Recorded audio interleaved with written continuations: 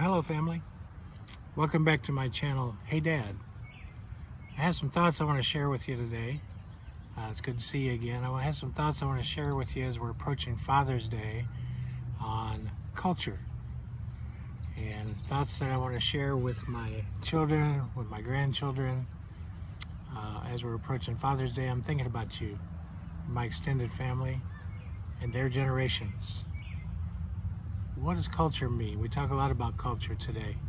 We talk a lot about politics, but I know that politics is downstream from culture. Our politics are fractured today. We all have opinions on that. I have some opinions on that. I have other places I can share those.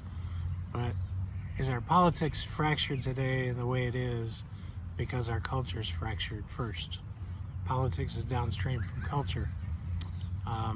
As I hear children playing in the playground behind me, I'm thinking the culture that I grew up in, was immersed in, is different than the culture my children, those children playing on the swing set behind me, grew up in. What is culture? I found a definition today.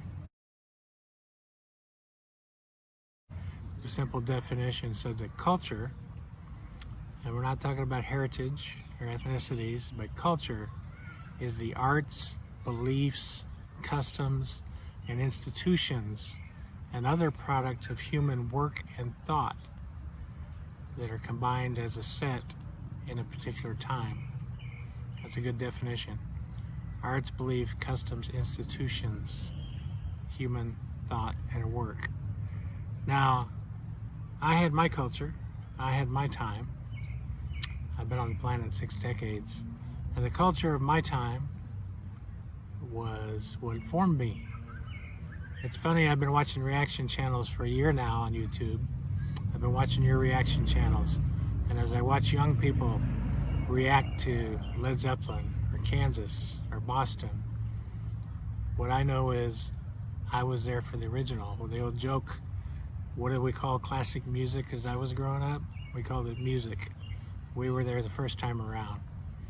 I saw Boston in concert in 1977. I saw Journey. I saw Styx. I saw Heart. I was on a student council in a school in the 70s, and we were discussing bringing Kansas to our school before you ever heard of them or knew of them. And now I watch you react to them on your reaction channels. It's interesting. It's fascinating. I've enjoyed watching those reaction channels. It's fascinating to see you react to the music that formed me. I was part of the culture. I went to a lot of concerts. I've seen 1,000 movies. I've listened to LP albums in my room.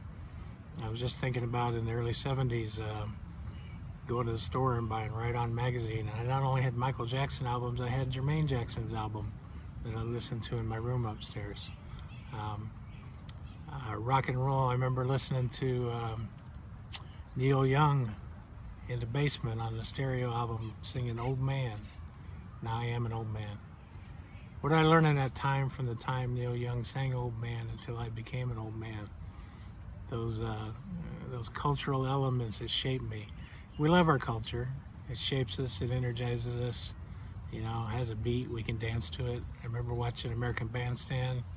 I remember midnight hours watching the Midnight Special, Jim Croce, other bands. That culture was very different than the culture that my children are growing up in now, and that my grandchildren will grow up in as they grow. I have some thoughts on that. I have some concerns.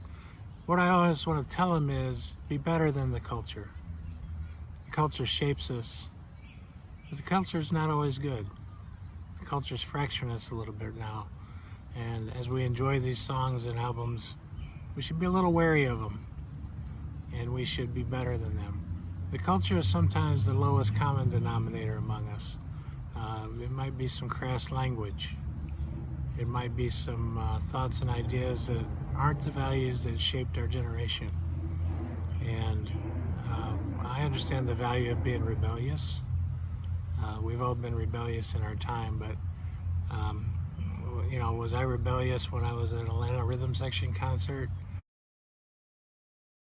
Or I was at Styx or Heart over here in the Ice Arena. 1975, in our little stadium here, our little football stadium in my town, Kiss played a stadium concert with REO Speedwagon. The culture came to our town, shocked our parents, and now I am a parent. Now I am a grandparent. Be better than the culture. Do you want to be the lowest common denominator that you want to see? Do you want to be the language that you hear on your culture? It's shocking. How many parents my age, how many grandparents my age know the culture that your kids and grandkids are growing up in and are immersed in? We know our culture. It was formative for us. Is it formative for them? My kids know me. You know me. You know I don't play video games. Never played a video game in my life past the arcade games of Centipede and Frogger. I'm not a Grand Theft Auto. I'm not a Skyrim. I'm not an Assassin's Creed, but I know what those games are because I watched you be immersed in them. You know I've been to 6 Comic-Cons with you and helped you dress up in your anime characters and enjoyed those 4-day weeks with you at Comic-Con. Am I fully bought into the attitude of Comic-Con? It's a fun place. It's good people having fun. Is it make-believe? Is it make-believe? Is it the best that we can be? Not always. Not always. I'll take you to Comic-Con again. Do I want you to live your life totally immersed in Comic-Con? No, I don't. I want you to be in reality and live in a productive life to the best values we can be. Arts, beliefs, customs, institutions. What are those institutions?